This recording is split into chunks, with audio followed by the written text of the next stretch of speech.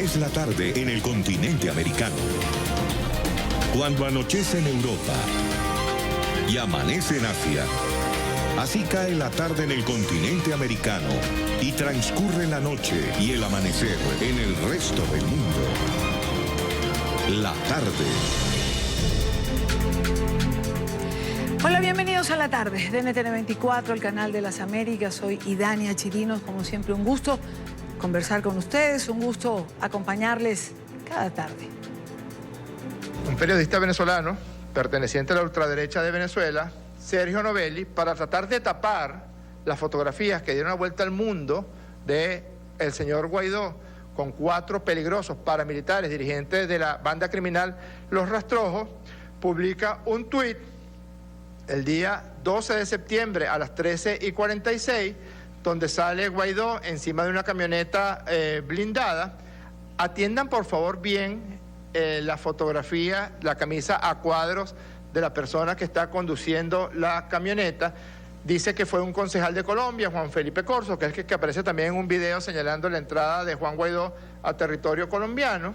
Y aquí aparece abrazado Juan Guaidó con la persona que conduce la camioneta. ¿Lo ven? Vente para acá un momento, por favor. Esta persona, abrazado a Juan Guaidó, muy sonriente, es el que conduce la camioneta. Esa persona, señor Novelli, es Jonathan Orlando García, alias Patrón Pobre, que es una de las figuras principales de la banda criminal Los Rastrojos, que recibió el cometido de trasladar a Juan Guaidó desde la frontera hasta Puerto Santander, donde abordaría el helicóptero del presidente Duque para dirigirse a Cúcuta a el malhadado concierto del pasado día 22 de febrero. Son las 5:06 minutos, hora costa este de los Estados Unidos. Son las 5:06 minutos en Caracas, Venezuela. El régimen insiste en relacionar al presidente interino Juan Guaidó con grupos narcoparamilitares colombianos. En las últimas horas, como acaban de ver, Jorge Rodríguez, ministro de Comunicaciones del régimen de Nicolás Maduro, ha presentado varias fotografías en las que, según dice, aparece un individuo de nombre Jonathan Orlando García, al que el régimen insiste en llamar alias Patrón Pobre, que sería miembro de la banda Los Rastrojos. Él está con nosotros en la tarde de hoy, aceptó una entrevista para conversar sobre todos estos señalamientos que en torno a su persona se están haciendo. Muchísimas gracias por estar aquí, bienvenido, buena tarde, gracias por acompañarnos. ¿Cómo le va, hija? Buenas tardes. Yo quisiera, señor Jonathan, comenzar aclarando, una lista de cosas que tengo aquí sobre la mesa. Pero primero su nombre. ¿Es Jonathan Orlando García, como señala Jorge Rodríguez, o es Jonathan Orlando Zambrano García? Jonathan Orlando Zambrano García. ¿Por qué le omiten un apellido? Es decir, ¿por qué cambian su nombre? ¿Tiene usted idea? Ni idea, mamita. Todo lo que han omitido, todo lo que dicen, todo lo fue. ¿Su nacionalidad, señor Jonathan, es colombiana o venezolana? Venezolana, hija. Formaba... Nació en Táchira, en Colón. En el estado Táchira. ¿Forma o ha formado parte usted de este grupo, de esta banda denominada Los Rastrojos? ¿Los conoce? ¿Se hace usted llamar Patrón Pobre como alias, como señala Jorge Rodríguez? Lo desconozco totalmente y falso totalmente. No tengo nada que ver con grupos irregulares ni nada fuera de la ley. Señor Jonathan, pero usted estaba manejando esa camioneta donde se trasladaba Juan Guaidó. Porque tengo amigos de Voluntad Popular y era el boom del día. Y pues llegaron a la casa y me dijeron, vamos, Jonathan, a ayudar a pasar al presidente y a ayudar, pues, a ayudar con Venezuela, a ayudar con nuestro país. Y nos fuimos, sí, nos fuimos todos a ayudar y en un momento determinado pues lo conseguimos y lo montamos en la camioneta y para adelante. ¿Por qué usted lo recogió o dónde usted recogió a Juan Guaidó y hasta dónde lo llevó? ¿Qué trecho transitó con él? Desde La Fría hasta Agua Clara, hasta donde están esperando los señores de la presidencia del presidente Iván Duque. La camioneta blindada que usted maneja, ¿a quién pertenece? Blindada en ningún momento, mamita. ¿Para qué blindada si yo soy una persona común? Una persona normal, un venezolano de a pie. La camioneta es mía, pero nada de blindada, nada de eso.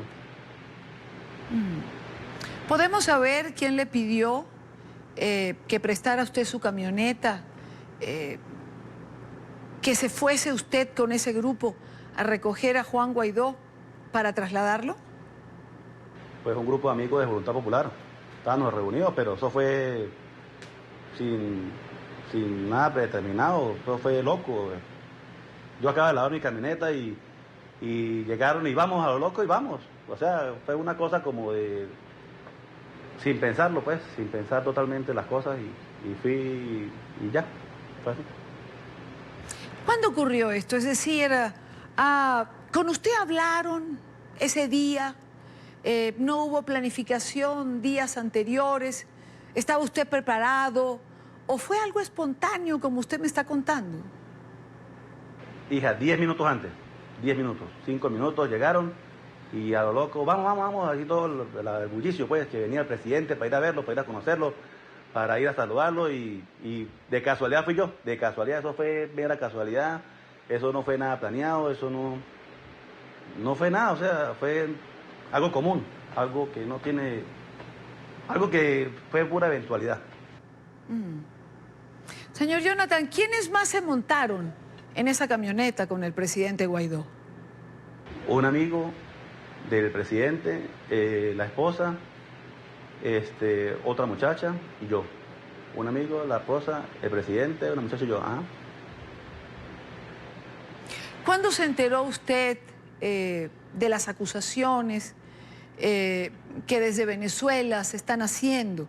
Que usted pertenece a esta banda Los Rastrojos, que usted tiene un alias que es conocido como Patrón Pobre, que usted forma parte de una conspiración o de una alianza. El día de ayer, hija, el día de ayer al mediodía, como todo el mundo se enteró. Eso no tiene sentido, no tiene ningún sentido que digan que una persona, por pasar al presidente, por ayudar, por trasladar al presidente, ya es un narco, un extorsionador, un secuestrador, ¿qué me dijeron? Que las bandas, que La Fría, que Colón, que Boca Grita, eso no tiene ningún sentido, eso es falso totalmente. Que, bueno, mejor dicho, todo el mundo me conoce en La Fría, ellos saben que yo no pertenezco a nada de eso, pues. ¿A qué se dedicaba usted en La Fría, señor Jonathan? Tengo un negocito en mi casa. Es más, estaba en el negocio. Al momento ese que llegaron con el alboroto, uno, sin pensarlo, pues yo estaba en el negocio, sentado afuera, y eso lo puede contrastar hasta los vecinos que estaban ahí, porque eso es una parte que es comercial, y yo estaba en el negocio, sentado afuera, y llegaron y a lo loco y nos fuimos para conocer al presidente. Eso fue todo así. Estaba en el negocio, sentado afuera, y cuando llegaron, vámonos, a lo loco, así fue. Fue nada pensado, nada así como le estoy contando eso. ¿Cómo le ha cambiado a usted la vida con todo esto? Mire, hija, le voy a decir la verdad, mire. Después de lo que pasó, la vida me hizo así, me dio una vuelta horrible. Es más, yo ni sabía que me iba a pasar todo esto de verdad. Yo fui para allá, me regresé, llegué a mi casa, no estaba mi esposa en mi casa, me fui para donde la suegra, y una señora de al frente de la casa de mi suegra me dijo, hijo, que es partidaria del gobierno, ahí de la alcaldía de La Fría, me dijo, hijo, ¿usted qué hace aquí? Váyase de aquí, usted no puede estar aquí, usted es un perseguido. Y yo normal estaba como si no hubiera hecho nada, porque yo que me iba a imaginar que para pasar al presidente iba a tener un problemonón de estos tan bravos, que me están implicando en unas cosas que no tienen sentido. Eso no tiene lógica. Y llegué y me asusté y agarré y corra. Y gracias a Dios que corrí, porque imagínense usted toda la propaganda que han hecho con eso. Bendito Dios. Usted ahora está en Colombia, señor Jonathan. ¿Se siente más protegido del lado colombiano? ¿Usted se sentiría más protegida del lado colombiano? Pues claro, que aquí estamos mejor, claro que sí. Si estuviera allá, pues estuviera preso. Y quién sabe, con tantas cosas que me hubieran pasado allá, uy, Dios mío, no me lo quiero ni imaginar, pues mejor dicho. Eso no tiene sentido. Aquí estamos mejor, gracias a Dios, y como no tengo ningún problema con las autoridades colombianas, pues estoy aquí. Aquí tengo 7 meses, desde el 22 de febrero, en la noche estoy aquí, y no he ido más para allá. Es decir, usted se vino a Colombia después de haber manejado, después de haber transportado al presidente Juan Guaidó. Se vino desde antes. ¿Por qué? Los señalamientos no se habían hecho, es decir, se hacen hasta ahora. Sí, hija, pero igual me dijeron que me iban a buscar y que me iban a meter en problemas por eso, pues. ¿Sí me entiendes? El mismo día, el mismo momento, lo estoy diciendo como fue. Llegué a mi casa, no estaba mi esposa, llegué a la casa de mi suegra a buscar a mi esposa y la misma vecina al frente me dijo, hijo, ¿usted qué hace aquí? Váyase. Eso ustedes lo van a empezar a perseguir por lo que usted hizo. Eso no fue un juego, eso no fue una gracia, lo que usted hizo.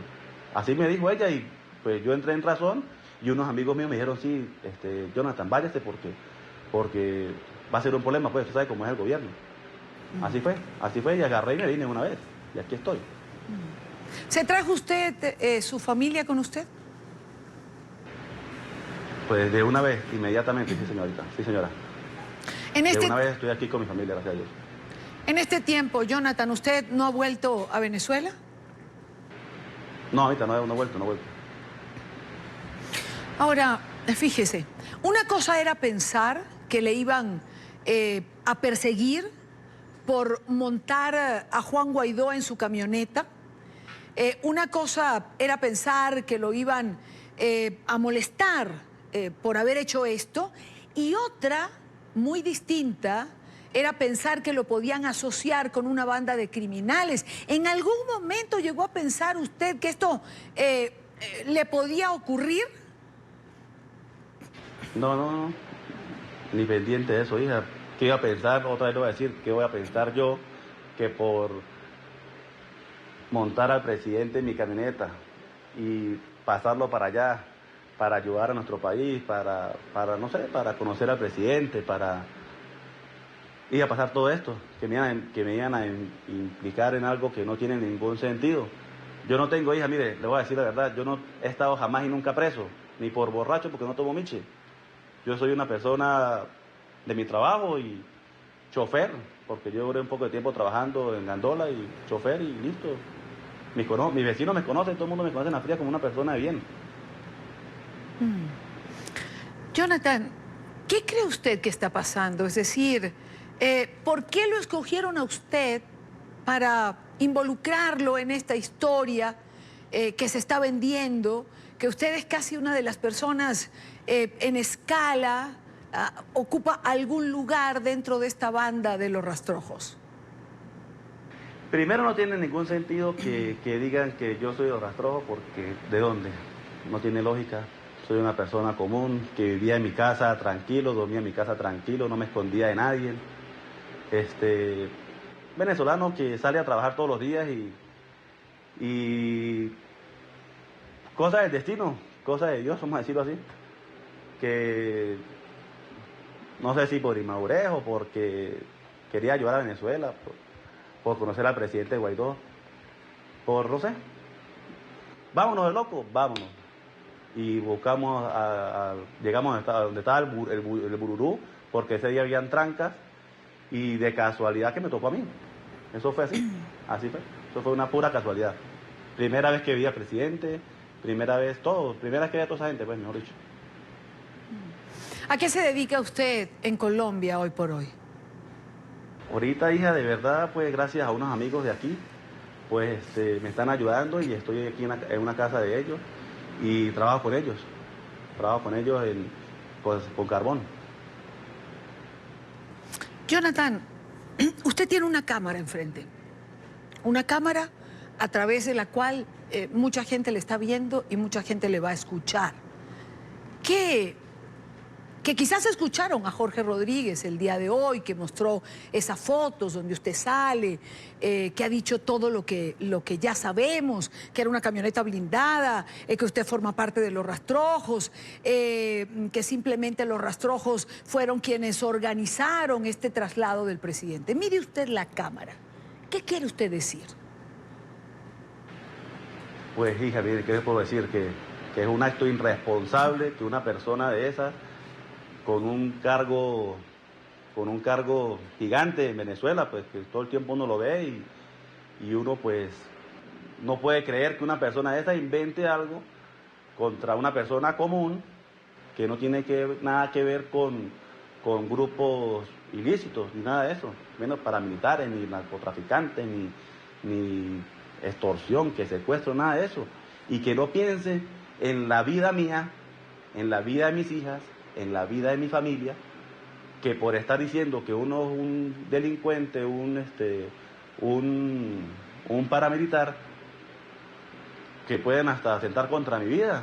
O sea, por favor, es como jugar con la vida de las personas, que se pongan en el lugar mío, que piensen que puede, o sea, que si yo fuera una persona de lo que están diciendo, ¿usted cree que yo estuviera aquí en Colombia?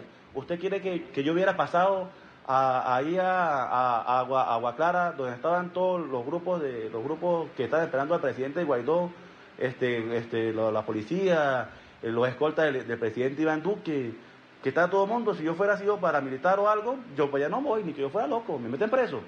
Pero como yo no tengo nada que ver en grupos irregulares, ahí me pueden buscar en todos lados, que yo estoy libre, jamás en mi vida he estado preso, porque es la verdad, jamás en mi vida he estado preso. Nada, yo no tengo nada ni contra, nada aquí ni en ningún lado. O sea, que piense un poquito y diga las cosas como son. Que eso fue una casualidad de la vida, del destino que me tocó y bueno, ¿para qué digo que me arrepiento? Si no me voy a arrepentir, pues ojalá y Dios quiera que el presidente Guaidó le vaya bien y que de todo esto salga algo bueno de todo esto.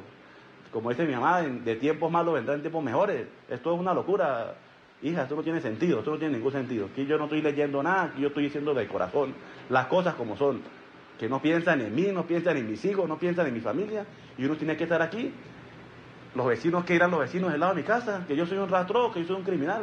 No, eso no tiene ningún sentido. Eso no tiene, o sea, que soy un paramilitar no tiene ningún sentido. Eso no tiene ninguna lógica, hija. Eso no tiene ninguna lógica. De verdad. ¿Tiene temor por su vida, por la de su familia, que le puedan hacer algo en estos momentos a alguno de ustedes? Le voy a hacer la pregunta a usted. ¿Usted sentiría algún temor? Dígame, hija, horrible. Yo desde ayer para acá he estado encerrado aquí en la casa. Me da miedo. Los vecinos me conocen. Bueno, los vecinos aquí donde yo vivo me conocen y saben lo que pasó y por qué estoy aquí. Y me preguntan, uy, ¿qué pasó? Mire, que usted ahora es famoso. ¿Qué famoso va a ser yo? Nada. Yo soy una persona normal, que la gente inventa las cosas, el gobierno inventa una película ahí toda loca y mete a la gente en problemas. No solamente soy yo, usted sabe cuánta cantidad de personas hay presos en Venezuela porque le montaron una película y ya. Eso yo creo que los venezolanos estamos acostumbrados. Eso no fue... A veces las cosas pasan porque tienen que pasar y pasaron. Y me tocó a mí y listo.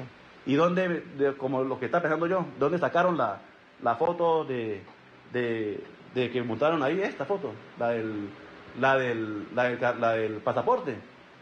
Y la foto, ¿y cuál es otra cosa que tienen foto de mí? Cuando pasé en la camioneta y me tomé la foto con el presidente. O sea, y por eso ya soy yo rastrojo. No tienen de dónde sacar fotos porque no tienen de dónde culparme a mí en ningún lado.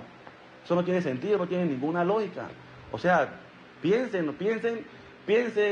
usted, Jorge Rodríguez, que yo no tengo nada contra usted, porque yo no tengo nada contra ninguno de ustedes. Yo no soy nadie, yo soy el bombillo ese que está ahí. Yo no soy capaz de hacer nada. ¿Cómo es que se llama eso? Que es antigolpe de Estado, que golpista, que de todo, una cosa que no tienen lógica. Si yo, Jonathan Zambrano, hubiera estado fuera del margen de la ley, extorsionando, secuestrando, haciendo cosas que no tienen ningún sentido, yo estuviera, mire, yo desde el 22 de febrero hacia atrás, yo vivía en mi casa relajado, no me tengo que esconder de nadie, Desde el 23 para adelante me cambió toda la vida. Y desde ayer, 19, me cambió más todavía aún. Porque ahora estoy en boca de todo el mundo. ¿Ah? No tiene sentido, hija, no tiene ningún sentido eso. De verdad que no tiene lógica, no tiene lógica. Cómo le dañan la vida a una persona en un momento. Más nada porque se inventaron una película, una locura y que se inventaron y ya. Eso fue todo. Pues quiero agradecer a Jonathan Orlando Zambrano García. Gracias por haber estado con nosotros estos minutos y por contarnos su versión, su historia. Lo que usted hizo, cómo llegó allí y cómo se involucró en esto. Gracias por haber estado en NTN 24. Gracias a usted, mamita, de verdad le agradezco, muy agradecido con usted en alto grado, mamita, muchas gracias, de verdad que ojalá que salga esto y que por lo menos pueda limpiar yo mi cara, pues, mi nombre y no tener ningún tipo de problema con nadie, ni con ningún tipo de cédula de esas irregulares, nada, yo no quiero problemas, yo quiero vivir mi vida tranquilo con mis hijos y con mi familia. Pues ojalá y todo se aclare. Muy buena tarde, gracias de verdad de nuevo por habernos acompañado. Queríamos presentar el otro lado de la historia, el otro lado de los señalamientos que ha hecho Jorge Rodríguez, ministro de Comunicaciones, en pantalla el día de hoy. Era importante presentarle a ustedes qué dice esa persona que están involucrando, qué dice esa persona que están señalando como miembro de la banda Los Rastrojos. Jonathan Orlando Zambrano García aceptó esta entrevista y nos pareció absolutamente importante compartirla con ustedes. Son las 4:26 minutos en Quito, Ecuador. Rápidamente revisamos otros temas de la agenda informativa del día. Es noticia la candidata a la vicepresidencia de Argentina, Cristina Fernández de Kirchner, que fue enviada a juicio por el caso de corrupción conocido como los cuadernos de las coimas. La causa investiga si la exmandataria lideró una red de sobornos a funcionarios de su gobierno. El magistrado Claudio Bonadio decidió elevar a juicio el caso en el que Fernández está acusada de los delitos de asociación ilícita en calidad de jefa y cohecho pasivo. Además, el juez solicitó al Senado argentino que debata y apruebe el desafuero de la expresidenta.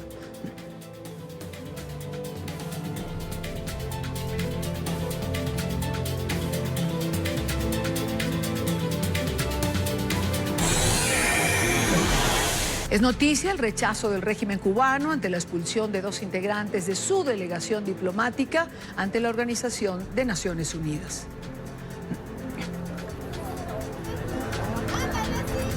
En rueda de prensa, el canciller Bruno Rodríguez aseguró que la medida se trata de una acción injustificada e ilegítima de Estados Unidos que busca calumniar a los diplomáticos. El diplomático agregó que dichas acciones tienen como objetivo escalar las tensiones bilaterales, provocar el cierre de las embajadas y la ruptura de las relaciones diplomáticas. La Unión Americana tomó la decisión de expulsar a 2 diplomáticos por presuntamente haberse involucrado en actividades que atentaban contra la seguridad nacional.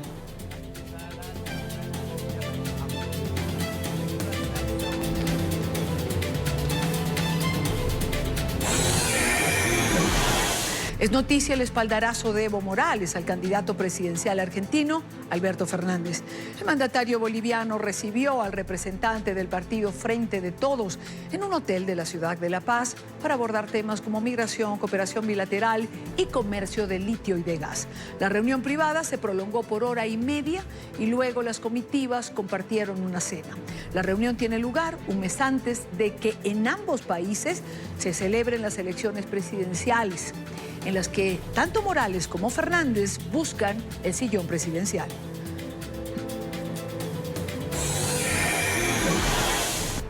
Es noticia el traslado a una celda de castigo del preso político venezolano Vasco da Costa. Esto ocurre en medio del tratamiento al que está siendo sometido por el cáncer que padece. Recordemos que tiene cáncer en un ojo. Su familia aseguró que ha sido objeto de torturas y malos tratos. Este es un informe de Oliver Fernández en Caracas. El preso político Vasco da Costa debería estar recuperándose del cáncer. Por el contrario, fue recluido en una celda de castigo que pudiera empeorar su enfermedad. Mi hermano está en un tigrito. Mi hermano está en un lugar infecto, lleno de ratas, con una herida en su ojo izquierdo, producto de una operación de un carcinoma. ¿Qué más le van a hacer? Solo falta que lo maten, que agarren una pistola y le metan un tiro. O sea, no me importa el que quiera venir a atentar contra mí o contra alguno de mis hermanos, que lo haga, pero yo no me voy a callar. Los verdaderos presos de conciencia no creen en el chantaje. Esta es la respuesta a las posibles excarcelaciones anunciadas por un grupo minoritario de partidos políticos. Yo no voy a criticar a nadie, pero el que piense que con el gobierno se puede dialogar está fuera de la realidad. El gobierno no quiere dialogar. El gobierno lo que quiere es quedarse, que le quiten las sanciones y poder robar a sus anchas.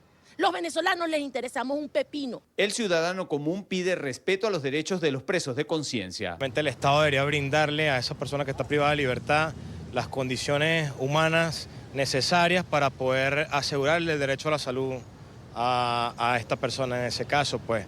Y es una obligación, pues es un derecho humano, una obligación inherente al Estado. Y bueno, no debería violársele el acceso a su defensa y el acceso a su derecho a la salud. Deberían de dejarle en libertad a aquel que, bueno, que no haya cometido delitos, vamos a decir, comunes. Creo que debe prevalecer el sentido de humanidad. Familiares de los presos políticos denuncian que la cárcel militar de Ramo Verde está dominada por pranes. En la Torre A, ellos son los que mandan, tienen jefes de cada piso y las personas son extorsionadas y son golpeadas cuando no cumplen las reglas que ellos imponen. Y Vasco dijo que ni él ni sus causas se iban a someter más a este sistema. Por eso ellos son aislados en el anexo C. Ana María da Costa también denunció que a su hermano no lo han querido trasladar a un centro asistencial para darle continuidad al tratamiento por un cáncer que padece en su ojo izquierdo. Es la información que manejamos desde Caracas. Continúen con más de la tarde de NTN 24. Gracias a Oliver por la información. Primera pausa en la tarde de hoy. Recuerden seguir nuestras cuentas en Twitter, siempre con información en tiempo real. A quienes preguntan por la entrevista que acaba de salir al aire, en nuestras redes sociales ya está la entrevista, pueden comenzar a buscarla allí. Por supuesto, saben que el programa la tarde se repite y allí podrán verla completa, pero en nuestras redes sociales en breve ya la tendrán completa. Ya hay fragmentos de la misma. Nuestras cuentas en Twitter se las dejo en pantalla, siempre con información en tiempo real. Como les digo cada tarde, en mi cuenta personal leo siempre sus comentarios.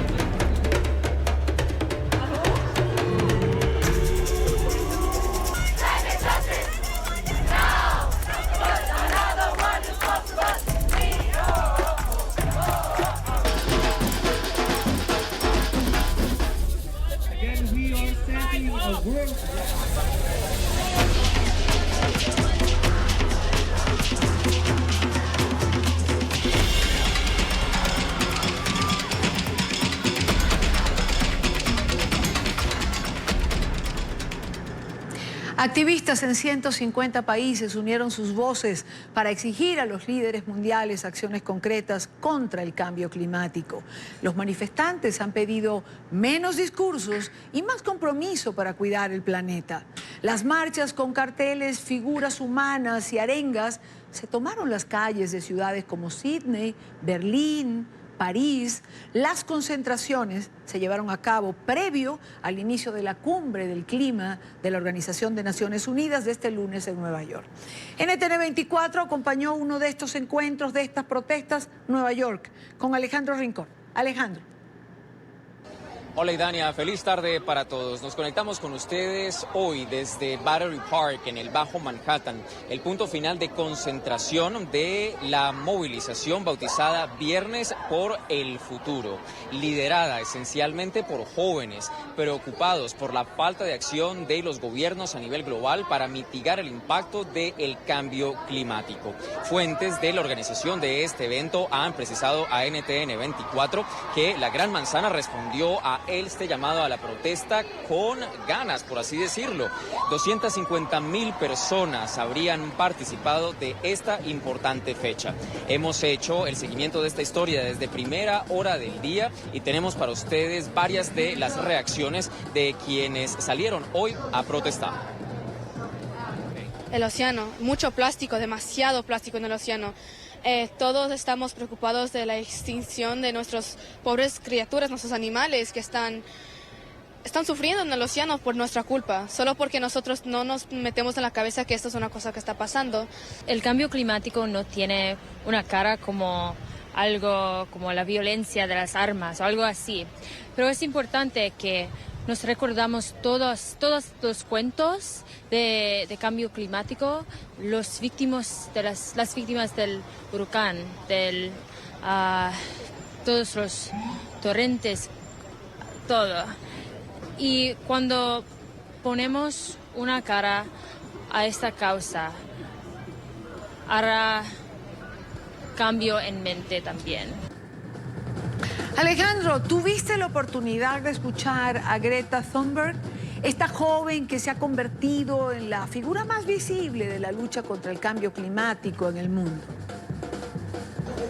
Y Dania, pues es precisamente por esta joven activista sueca que ahora mismo el mundo entero y en particular a jóvenes como ella hacen parte de los denominados Viernes por el Futuro. A través de una acción que empezó ella de forma independiente, fue ganando seguidores alrededor de todo el planeta. Esto con un preocupante argumento de fondo. Vivimos ahora mismo en una crisis climática, crisis que demanda acciones urgentes para mitigar el impacto del cambio climático. Aquí en los Estados Unidos, Greta ha participado de distintos eventos, incluso llegó a entregar testimonio ante el Congreso de los Estados Unidos. No quiero que me escuchen a mí, sino que escuchen a los científicos y quiero que antepongan esto, la ciencia, y quiero que se tome acción verdadera. Así que yo solo quiero informarlos sobre esta amenazante crisis porque existe una crisis existencial en realidad. La movilización de este viernes es el precursor, el antecedente más importante para lo que seguiremos viendo en el transcurso del fin de semana y luego en el transcurso de la Asamblea General de Naciones Unidas, aquí mismo en la ciudad de Nueva York, cuando se espera que tenga lugar la principal conferencia sobre el clima, un evento que ha sido convocado directamente por el jefe de Naciones Unidas con el objetivo de reevaluar las políticas públicas a nivel internacional que buscan mitigar el impacto del cambio climático. Es todo lo que tenemos para ustedes por ahora. Continúen con más en la tarde. Gracias, Alejandro. Gracias por acompañarnos en la tarde de hoy. Seguimos con más. Texas padece las consecuencias del paso de la tormenta tropical Imelda. Al menos 2 personas murieron y decenas están atrapadas a causa de las lluvias y las inundaciones. Las autoridades reportaron el rescate y la evacuación de 1.700 personas en las zonas cercanas a Houston, que posteriormente fueron trasladados a albergues. La policía trabaja a esta hora para despejar las carreteras y remover los automóviles que fueron arrastrados por las corrientes. Las precipitaciones y las inundaciones también se registraron en el suroeste de Luisiana.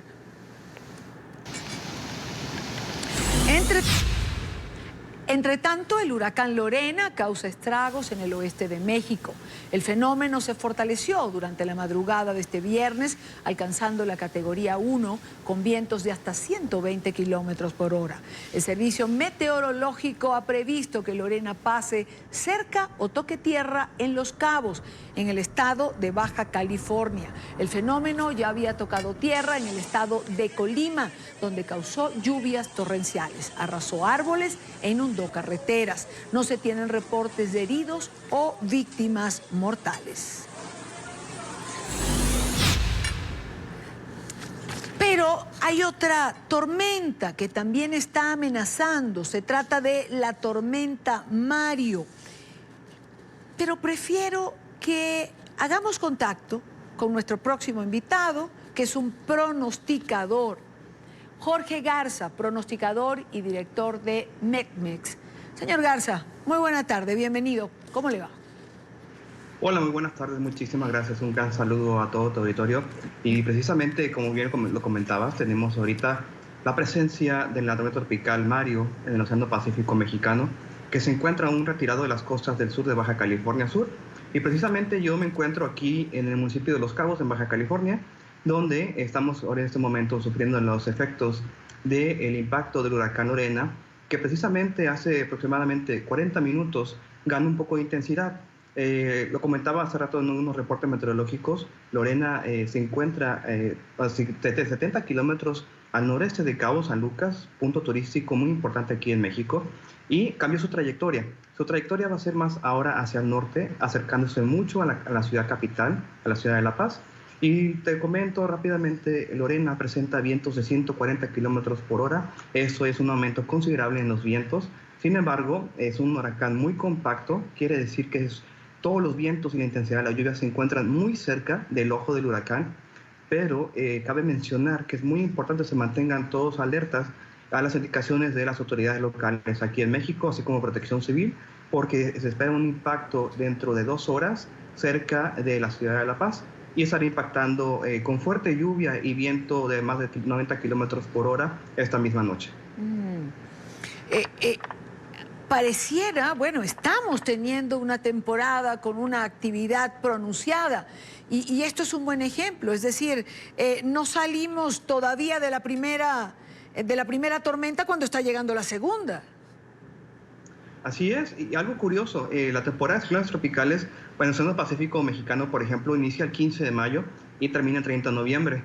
Y en las costas de Estados Unidos, en la costa este, en el Atlántico y Golfo de México, la temporada inicia el 1 de junio. Sin embargo, vimos un inicio tan oficial realmente en cuanto a la formación de ciclones tropicales, pero en cuanto entró el mes de septiembre, que es el más importante en la formación de ciclones tropicales, comenzó a haber esa explosión, esa generación repentina de ciclones tropicales en ambos océanos, tanto el Pacífico como en el Océano Atlántico. Y esto se debió a que hubo un aumento en la temperatura de la superficie del mar, que es un elemento importante para que los fenómenos puedan generarse y ganar intensidad. Ya lo vimos recientemente en Texas con el impacto de Imelda, que dejó importantes acumulados en Texas, incluso hasta 1000 milímetros. Y vimos un periodo similar hace 2 años con Harvey, que dejó acumulados pues arriba de los 1500 milímetros, exactamente en zonas similares donde Imelda impactó esta vez. Ahora en México, Lorena, como bien lo comentabas, tocó tierra en Jalisco, dejó acumulados de 500 milímetros, pasando por estado de también Colima y Jalisco, perdón, y en ese momento pues afecta Baja California Sur, para posteriormente comenzar a afectar la parte del macizo continental en norte de México. Y no hemos terminado de recuperarnos de Lorena y ya Mario está en puerta. Señor Garza, le agradezco mucho su tiempo, le agradezco mucho estos minutos. Gracias, es un placer y muchísimas gracias. Un saludo a todo tu auditorio. Buena tarde para usted. Buena tarde. Seguimos con más máxima presión contra el régimen de Teherán. Donald Trump impulsó sanciones el día de hoy al Banco Nacional de Irán, luego del bombardeo a instalaciones petroleras de Arabia Saudita. Según el presidente Trump, se trata de las sanciones más fuertes impuestas a ningún país. El Banco Nacional de Irán es la mayor institución financiera y comercial, cuyos activos se estiman en $8.000 millones. Eso en 2016. El secretario del Tesoro de la Unión Americana, Steven Mnuchin, aseguró que el banco era la última fuente de los fondos para las autoridades de Teherán. Por su parte, Rusia calificó de ilegítimo el anuncio que surge en respuesta a los ataques contra instalaciones petroleras en Arabia Saudí, de los que Estados Unidos responsabiliza a Irán. Van a haber ciertas cosas ocurriendo, pero un factor muy importante es lo que hicimos. Estas son las sanciones más altas alguna vez impuestas a algún país. Nunca lo hemos hecho en ese nivel y es muy malo lo que está pasando con Irán. Se está yendo al infierno, lo está haciendo pobremente y prácticamente están en bancarrota. Entre tanto, Arabia Saudí sigue enseñando pruebas del ataque en su territorio. Las autoridades permitieron a los medios de comunicación entrar a la refinería que fue objeto del atentado del pasado 14 de septiembre. El gobierno indicó que la producción total de crudo será reanudada a finales de mes. Actualmente es del 50%. Y en cuanto a campañas presidenciales en los Estados Unidos, hay uno menos en la campaña demócrata. El alcalde de Nueva York, Bill de Blasio, anunció este viernes el fin de sus aspiraciones para la nominación presidencial por el Partido Demócrata. De Blasio era uno de los 20 políticos que buscaban llegar a la Casa Blanca en las elecciones del 2020. El ex vicepresidente Joe Biden y los senadores Elizabeth Warren y Bernie Sanders encabezan los sondeos de preferencias. Y otro anuncio que causa temor en la comunidad inmigrante en los Estados Unidos. El secretario interino de Seguridad Nacional, Kevin McAllen, ha confirmado a medios estadounidenses la ejecución de nuevas redadas masivas de indocumentados. El funcionario aseguró también se procesarán a empleadores que les den trabajo a personas sin papeles. Este es un informe de nuestra cadena aliada, La Voz de América. Tras las declaraciones del secretario interino del Departamento de Seguridad Nacional, Kevin McAleenan, el abogado Diego Ferreira asegura que las redadas generan un gran impacto en las familias inmigrantes, quienes de antemano se encuentran en desventaja no solo por la carencia de documentos, sino por la incapacidad de enfrentarse a procesos judiciales. Un inmigrante ilegal tiene muy pocos recursos para defenderse ante los tribunales, tiene muy pocos recursos disponibles para hacer valer sus derechos laborales también cuando los emplean. Ferreira dice que las empresas nacionales tienen muchas ventajas. Emprender procesos legales contra empleadores que contraten inmigrantes sin permiso de trabajo no es muy factible, afirma. Las compañías grandes que hacen uso de mano de obra, vamos a decir, sin documentación, normalmente tienen recursos para defenderse en los tribunales, hacen argumentos, se valen de excusas. La Voz de América solicitó información respecto a la implementación de nuevas redadas al Departamento de Seguridad Nacional y al Servicio de Inmigración y Aduanas ICE, pero al cierre de esta historia aún no ha habido respuesta. Sin embargo, en entrevista con Telemundo, McAleenan aseguró que las acciones de su departamento están dirigidas también a evitar que los inmigrantes sean explotados por sus empleadores. Tiempo de una nueva pausa en la tarde de hoy. Quédese con nosotros al volver. Plan Ubica tu Casa. Ahora, el régimen en Venezuela ha implementado un censo habitacional que están haciendo funcionarios de las milicias. ¿Qué hay detrás? ¿Para qué se está haciendo este censo? Regresamos con este y otros temas. Continuamos con más en la tarde de hoy. La próxima semana hay una cantidad de eventos internacionales importantes para la causa de la oposición venezolana. Varios eventos, la mayoría va a producirse en la ciudad de Nueva York. Eventos que culminan con la Asamblea General de la Organización de Naciones Unidas, donde el presidente Iván Duque de Colombia ha anunciado que va a llevar las pruebas del cobijo que Nicolás Maduro da en territorio venezolano a grupos criminales. Para muchos, esta escenografía que se monta desde el régimen, la rueda de prensa en cadena del ministro Jorge Rodríguez el día de hoy, tiene que ver con un intento de desviar la atención de lo que la semana que viene va a estar sobre la mesa. Para hablar de esto quiero saludar a Carlos Vecchio. Él es el embajador designado por el gobierno interino ante los Estados Unidos. Embajador, buena tarde, gracias por acompañarnos. Gracias a ti, Dania, muchas gracias. La agenda informática es dinámica. La verdad que yo había conversado con usted pensando que el tema de la entrevista iba a ser otra. Pero después de comenzar el programa de hoy y haber podido hablar con el señor Jonathan Zambrano García, pues evidentemente esto cambió. conversamos sobre los señalamientos que se hicieron de que este señor pertenecía al grupo criminal Los Rastrojos. La rueda de prensa que se ofreció de su vinculación con este grupo criminal. ¿Por qué? ¿Por qué, embajador, el régimen insiste en relacionar al gobierno interino con los grupos criminales que hacen vida en la frontera? ¿Qué hay detrás de esto? Mira, Idania, lo primero que tenemos que decir es que esta es una nueva olla montada por el régimen de Nicolás Maduro para desviar la verdadera atención. Así que Juan Guaidó, como presidente interino, no tiene nada que ver con grupos terroristas paramilitares, ni ninguna vinculación con estos grupos que el régimen pretende involucrarlo. Esto tiene dos visiones muy claras, Idania, y del por qué lo está haciendo. La primera, que quiere desviar la discusión de fondo, que hoy Nicolás Maduro, el régimen de Nicolás Maduro, apoya la presencia del ELN y de los disidentes de la FARC en nuestro país para que cometan crímenes dentro de Venezuela y para que ataquen también al gobierno de Colombia del presidente Duque. Y segundo, para que la semana que viene en la Asamblea General de la ONU, donde ya el presidente Duque ha dicho que va a presentar pruebas de lo que estamos diciendo, de la presencia de grupos terroristas dentro de nuestro territorio apoyados por Nicolás Maduro, pues trate de desviar la atención de la discusión. Y él quiere adelantar ese escenario para que tratar de vincular más bien, en este caso, el presidente interino Juan Guaidó con grupos terroristas, cuando verdaderamente quien está apoyando el terrorismo en la región y que afecta a la paz de la región es Nicolás Maduro.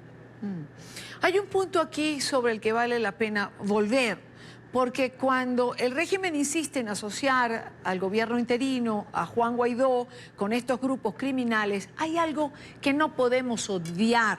Las fotografías se tomaron en Venezuela, en territorio venezolano. Es decir, si estos grupos criminales estaban en Venezuela, cuyo territorio tiene que ser custodiado por las Fuerzas Armadas venezolanas, ¿por qué estaban allí? Porque cuando Juan Guaidó cruza la frontera, quienes lo esperan del otro lado son funcionarios del gobierno colombiano. Cuando el régimen insiste en señalar que los rastrojos hicieron un paro para que... Perdón, ¿lo hicieron dónde? En Venezuela. Y Venezuela es responsabilidad de Maduro y de las Fuerzas Armadas venezolanas. Bueno, efectivamente viene a confirmar lo que nosotros hemos venido diciendo, Dania, que estos grupos terroristas, porque así son, están en Venezuela, y no solo que están en Venezuela, porque es un elemento que tú pudieras decir, bueno, están en Venezuela, es que están apoyados por el régimen de Nicolás Maduro, que es totalmente distinto.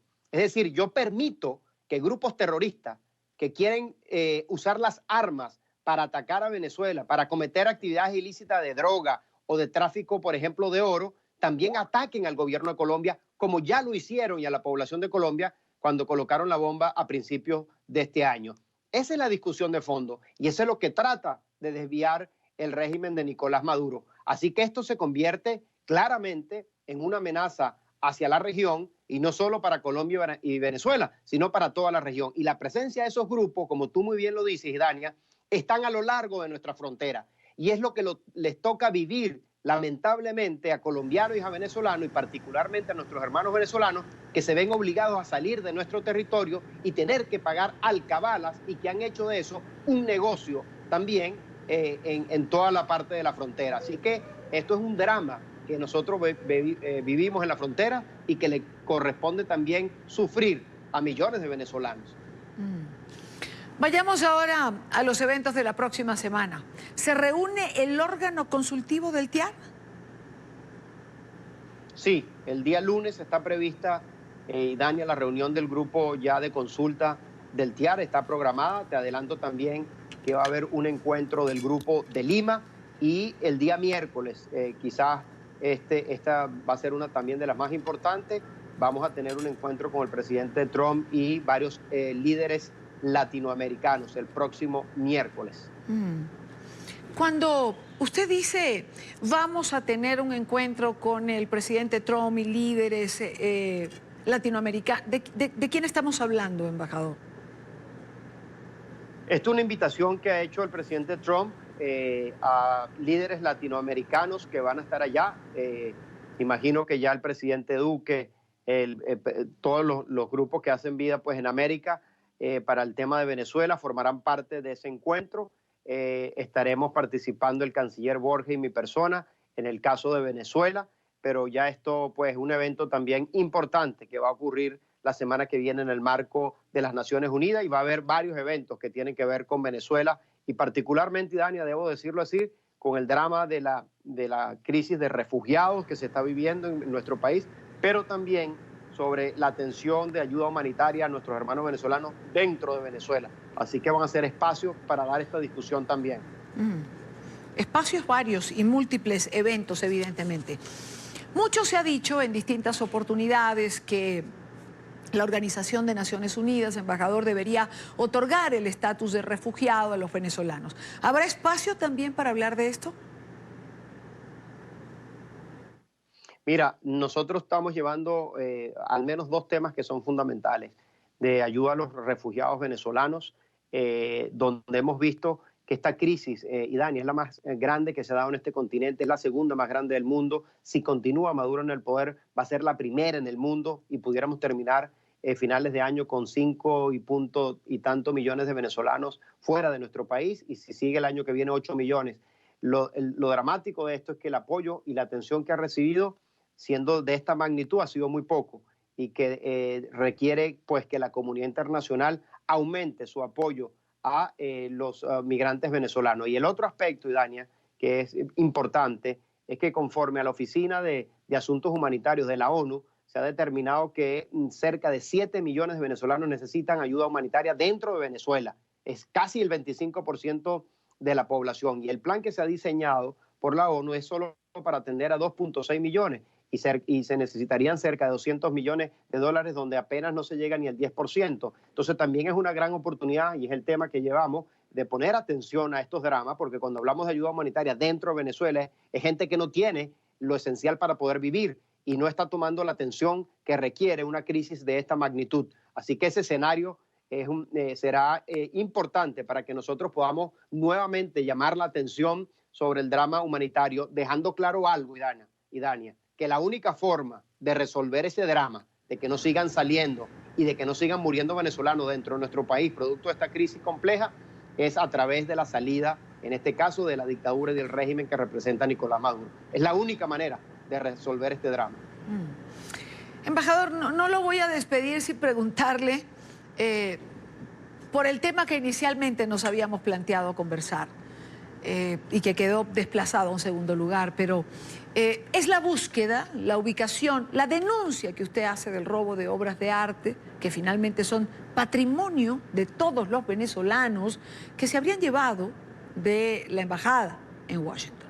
Eso sin mencionar la investigación que habrá que hacerse alguna vez de lo que se han robado de museos importantes como el Museo Sacro en Caracas, la alcaldía de la capital de Venezuela, en gobernaciones, en ministerios, en fin. Bueno, efectivamente, Dania, desde que nosotros asumimos esta posición, lo primero que hicimos es proteger nuestros activos. Hemos recuperado parte de esos activos diplomáticos acá, la casa del embajador, por ejemplo, nuestra embajada en los Estados Unidos, que te adelanto, pues que deterioradas, casi destruidas. Hemos hecho inventario con videos, fotos, testigos, expertos, de las cosas en las condiciones que la estamos recibiendo. Hemos mandado y hemos remitido informes a la Asamblea Nacional, a la Oficina de Contraloría, para dejar constancia de esto. Y en el caso particular, en la casa del embajador, hay por lo menos 3 cuadros que forman parte del patrimonio pues, de esa residencia, y es parte de nuestro patrimonio cultural, que son 3 cuadros, uno de Reverón, uno de Cabré, que es del Ávila, y otro de Poleo, que son para nosotros piezas fundamentales de la residencia, que hemos logrado reconstruir evidencias con testigos, personas que trabajaron allí, que vivieron allí, con libros, con fotos que se han tomado en el pasado dentro de la embajada, y que hoy no están en nuestra embajada y que nosotros hemos puesto esta denuncia y hemos hablado con las autoridades de Estados Unidos, particularmente el Tesoro, para que se haga un seguimiento a estas obras que le pertenecen al pueblo de Venezuela. Ahora, si eso está ocurriendo aquí en los Estados Unidos, Idania, te podrás imaginar el saqueo que le están haciendo a nuestro país dentro de Venezuela, y estoy convencido que se ha tejido una mafia y un mercado del arte de Venezuela que está siendo también investigado a nivel mundial. Así que esto es parte del trabajo que también estamos haciendo para proteger nuestro patrimonio, como tú muy bien lo dices, que le pertenece a todos los venezolanos. Quiero agradecer a Carlos Vecchio, embajador designado por el presidente interino Juan Guaidó ante Estados Unidos. Gracias por estar con nosotros como siempre. Muchas gracias a ti, Dani. Un fuerte abrazo. Igual, embajador. Son las 6:13 minutos en la costa este de los Estados Unidos, 6:13 minutos en Caracas, 5:13 minutos en Quito, en Ecuador. Habitantes del municipio Libertador en Caracas, en la capital del país, protestaron hoy como rechazo al denominado Plan Ubica tu Casa, con el que el régimen de Nicolás Maduro pretende realizar un censo inmobiliario. Aseguran que la iniciativa, liderada por colectivos maduristas, es una violación a la propiedad privada y busca quitarle su vivienda a quien esté fuera del país. Luis Laya, uno de nuestros periodistas, hizo el siguiente reporte. Hola, buenas tardes. En Venezuela denuncian la invasión de varios apartamentos. Hay consternación entre los vecinos, pues señalan que los dueños de los mismos están fuera del país desde al menos hace 3 meses. Han indicado que las autoridades que llegan a ocupar estos apartamentos señalan que esto los hace perder su vivienda, el estar fuera del país, mucho más si tienen algún tipo de beneficio internacional como un asilo político. Han señalado que han dejado en la calle a quienes ocupan estas viviendas en calidad de alquiler o por ser familiares de quienes son sus verdaderos dueños. Indican esto es una nueva violación a la ley. Dejan en vulnerabilidad a las familias. Ahí es donde vivo yo arriba con mis niños y cuando llegué también ya habían quitado la cerradura de mi apartamento. No importó que tuviera 2 niños, tampoco que no tuviera otro lugar a donde ir. Le dieron 48 horas para desalojar el apartamento de su cuñado porque se lo iban a entregar a otra familia. Es la historia de Luisana, una habitante del municipio Libertador de Caracas. Su cuñado se fue del país y le dejó su apartamento. El miércoles, una comisión que se identificó como la Junta Liquidadora de la Alcaldía Metropolitana la botó de su hogar. Se dieron cuenta que su cuñado había solicitado asilo en Estados Unidos. Mi cuñado sí tiene asilo político y ellos dicen que al tener asilo político ellos perdieron totalmente su vivienda y que no tienen derecho a su vivienda y que tiene que habitarlo otra persona que lo necesite. Vivir fuera de Venezuela te quita el derecho a la propiedad privada, así lo denuncian. 4 apartamentos de un mismo edificio fueron entregados a nuevas personas. Sus dueños originales viajaron fuera de Venezuela y los dejaron alquilados o vacíos. Como no tengo ningún poder ni nada, ella dice que eso es ilegal, pues ellos no están de acuerdo con eso. En el mismo edificio le quitaron su apartamento a Deliana. Había salido en la mañana y sus vecinos le avisaron. Cuando llegó al edificio ya no tenía casa, ella estaba alquilada. El abogado ya estaba dentro del apartamento con la reja aquí cerrada. Yo le solicité la entrada porque ella estaba dentro sola con un cerrajero cambiando el cilindro. Ni siquiera la dejaron sacar sus pertenencias, cambiaron las cerraduras y la dejaron en la calle. Y entonces sería un doble robo, porque van a robarse el apartamento y también se van a robar lo que está dentro. Esto se debería a un procedimiento iniciado cuando Juan Barreto estuvo al frente de la alcaldía metropolitana durante el gobierno de Hugo Chávez. Consistió en un conjunto de edificios que fueron censados para ser expropiados, lo que se hizo de forma parcial. Esto ha generado alarma en la población, aunque hasta el momento no han sido denunciados casos de forma masiva. Llegaron con un papel diciendo que los vecinos, las personas que se fueron al exterior y ya no viven allí, pierden el derecho a la propiedad sobre su apartamento. Eso es inaudito. Asimismo han exigido una solución no solamente para ellos, sino para también sus hijos. Muchos tienen niños menores de edad en esas viviendas y hoy han sido puestos en la calle sin ningún tipo de beneficio o respeto a la ley. Desde Caracas, Venezuela, para la tarde de NTN 24, Luis Alejandro Laya. Gracias, Luis Alejandro. Y para profundizar sobre este tema, está con nosotros Elías Santana, él es coordinador de la plataforma micondominio.com y un hombre asociado siempre a las luchas comunitarias. Elías, buena tarde, gracias por acompañarnos. Un gusto compartir contigo desde Caracas, Idania. ¿Qué hay detrás Elías, de este censo inmobiliario. ¿Para qué hacerlo en este momento? Bueno, el ministro de Planificación del equipo de Nicolás Maduro, Ricardo Menéndez, anunció hace pocos días la realización del 15º Censo Nacional, que corresponde, por cierto, al año 2021. En Venezuela los censos son cada 10 años, como en casi todos los países de Iberoamérica, y coinciden con años terminados en 0 o en 01. Correspondería en el año 21. ¿Por qué la premura? ¿Por qué anunciar en septiembre un censo que se realizaría en los próximos 3 meses, cuando en cualquier país de Iberoamérica se sabe que organizar un censo es un proceso de varios años, la selección de los empadronadores y luego su entrenamiento y la preparación de la población? En este caso, el ministro ha anunciado que se va a hacer este mismo año. No mencionó al Instituto Nacional de Estadística, que es el ente con competencia en la materia, y dijo que los empadronadores van a ser miembros de las milicias, que es un ente que no está previsto en la Constitución venezolana, que es un ente paralelo a las Fuerzas Armadas, es paramilitar, y que el pasado fin de semana, en un evento en la ciudad de Maracaibo, en la capital del estado Zulia, recibieron 500.000 fusiles de parte del Ejecutivo Nacional. La pregunta es, ¿por qué ellos son los que van a tocar las puertas de los hogares venezolanos en barrios y en urbanizaciones para preguntar, para solicitar una información que es confidencial, que es privada, que uno estaría en disposición de dársela a un empadronador facultado y que cuente con la condición jurídica, con la condición legal para hacer esas preguntas y nos garantice la confidencialidad? El segundo sector que fue mencionado por el ministro Idania fueron los activistas de un partido político de reciente formación que se llama Somos Venezuela, que fue creado el año pasado para apoyar la candidatura presidencial de Nicolás Maduro y que preside, a saber, la vicepresidenta de la República en funciones, es la presidenta de ese partido, Delcielogina Rodríguez. Y el tercer sector, el llamado Poder Popular, que son las denominadas VC, que son los comités locales de un partido, que es el Partido Socialista Unido de Venezuela, que es el partido de gobierno. Entonces, esto ha causado mucha inquietud en la población venezolana, porque ¿quiénes son ellos? ¿Quiénes son estas personas para venir a solicitar este tipo de información? Debo decir que un censo, Idania, en todos los países es la base fundamental, es la fotografía que permite definir políticas públicas. En Venezuela, no solamente el situado constitucional, la cantidad del dinero que el gobierno central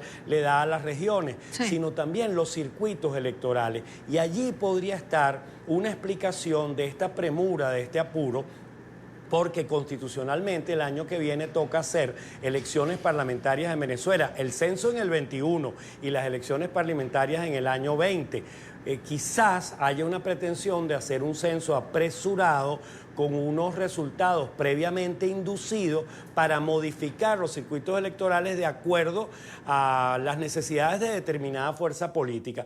Pero además sería hecho, para poder tener esos resultados hechos a las medidas, tienen que ser activistas identificados con una determinada corriente política. Y por eso es que nos hemos dirigido al ministro y estamos preparando un encuentro nacional de juntas de condominio para dar una instrucción a la ciudadanía, una orientación, un estímulo a la ciudadanía de cómo reaccionar. En nuestro ordenamiento constitucional tenemos una figura que es la de la objeción de conciencia, que sería el recurso jurídico para objetar a ese funcionario, para decirle: usted no está cualificado, usted no está calificado, y nosotros, sin violencia y en el marco de la ley, no lo reconocemos, no le abrimos la puerta, no le vamos a responder su cuestionario.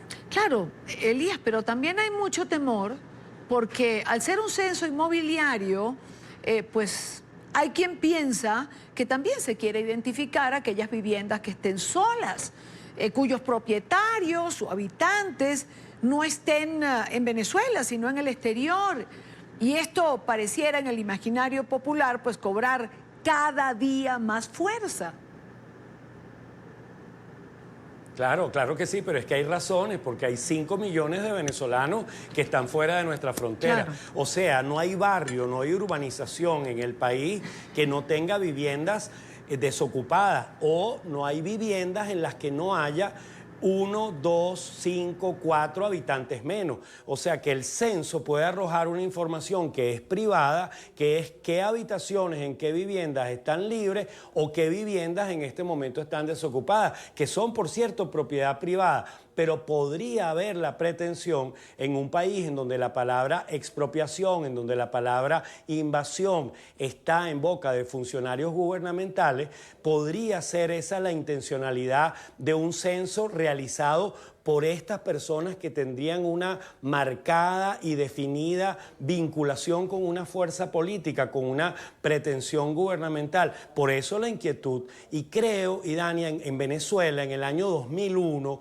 hubo una decisión gubernamental en el tema educativo que movilizó tremendamente a la sociedad venezolana, especialmente a la educación privada, en donde los padres y representantes que se iban a parar firmes en la puerta de los colegios para impedir la entrada de los denominados supervisores itinerantes. Afortunadamente, esa confrontación se ganó en los tribunales, en el Tribunal Supremo de Justicia, y la figura no prosperó. Siento, Idania, con mi experiencia en la sociedad civil, que en esta situación estamos viviendo un ambiente similar, pero con un componente. Ya no son los sectores medios que están reaccionando en contra de una decisión oficial, porque en los barrios de Venezuela también hay muchas viviendas desocupadas, también hay muchas habitaciones libres, porque si se han ido 5 millones de venezolanos, se han ido de los sectores populares y de la clase media. En este caso, el nivel de conflictividad sería muy alto, porque también en los sectores populares, en los llamados barrios venezolanos, habría una negativa a cooperar facilitando esta información. Lo hemos visto, pues lo vimos además en la nota de nuestro corresponsal Luis Laya. Ahora, Elías, ¿sabías tú, por ejemplo, que esto ya comenzó a hacerse? Es decir, ya hay sectores de Caracas donde se han presentado a hacer este censo y han pegado en las puertas un papel advirtiendo que no hay nadie y dando un plazo de 10 días para presentarse y comprobar que esa vivienda tiene propietario y que tiene inquilinos. Bueno, esa información, Idania, hay que constatarla, hay que comprobarla, y la sociedad civil venezolana tendría que reaccionar y movilizarse. ¿Qué hacer en una circunstancia como esta? En Venezuela los condominios de casas y de apartamentos están bastante bien organizados. De hecho, estamos a las puertas de una especie de convención, de un encuentro nacional de juntas de condominio que será el sábado 28 de septiembre, que por cierto, nuestros hermanos de Colombia y de cualquier otro país de Iberoamérica podrán ver a través de www.radiocomunidad.com, que será la plataforma en la que se transmitirá, porque allí vamos a dar una instrucción de cómo se reacciona, cómo las llamadas juntas de condominio pueden reaccionar ante este tipo de iniciativas de estos sectores. La sociedad venezolana creo que no va a permitir que se copen viviendas o habitaciones de las viviendas que puedan estar desocupadas. Ahora, yo te confirmo lo que te acabo de decir. De hecho, alguna imagen teníamos viendo el papel que se pone en las puertas. Pero yo lo vi de cerca, porque conozco a alguien donde pusieron este papel. Que no lo puedo mostrar en cámara porque evidentemente tienen temor de que eso incida en que vayan sobre ese apartamento. Eso ya comenzó. Los avisos están allí. Tienen 10 días para que el dueño se presente con las pruebas de que tiene propietario e inquilinos. Te digo, Idania, que el solo anuncio del ministro de Planificación ha generado una reacción en todo el territorio nacional, en todos los sectores socioeconómicos. Estamos a la espera de que el Ejecutivo Nacional dé información, aclare, porque desde la sociedad civil, y espero yo que haya también una reacción desde el mundo político, desde el mundo partidista venezolano y de otras instituciones, ya la ha habido desde los medios de comunicación que han mostrado mucho interés de cómo responder a una pretensión de esta naturaleza. Los ciudadanos de un país no están obligados a dar información sobre sus bienes, sobre sus propiedades, sobre su condición socioeconómica, sus niveles de salud o de escolaridad, a personas o a funcionarios que no se correspondan con el ente con competencia en la materia. Y eso creo yo que en toda Iberoamérica, en el planeta, se va a comprender cuál podría ser la reacción de la sociedad venezolana frente a esta pretensión. Quiero darle las gracias a Elías Santana, coordinador de la plataforma micondominio.com, por estos minutos con nosotros. Gracias, Idania. Gracias a ti. Pausa en la tarde. Los invito, como siempre, a suscribirse a nuestro canal en YouTube. En pantalla, la dirección. Allí podrán encontrar nuestro contenido multimedia, entrevistas, reportajes y la señal en vivo de NTN 24. Conéctese a la información, conéctese a nuestro canal. Regresamos en breve, ya venimos. Con esto llegamos al final de la tarde de hoy y de la tarde de lunes a viernes. Recuerde seguir nuestras cuentas en Twitter, en Instagram, nuestra página web, nuestro canal en YouTube. Todas son plataformas para encontrarnos y sobre todo para que usted esté informado. Por eso se lo digo siempre, conéctese a la información, conéctese a NTN 24. Gracias por estar allí sábado y domingo, mañana, a la misma hora, para compartir, debatir, analizar la agenda informativa del día. Buena tarde para todos y buen fin de semana. Algunos trabajamos, otros no.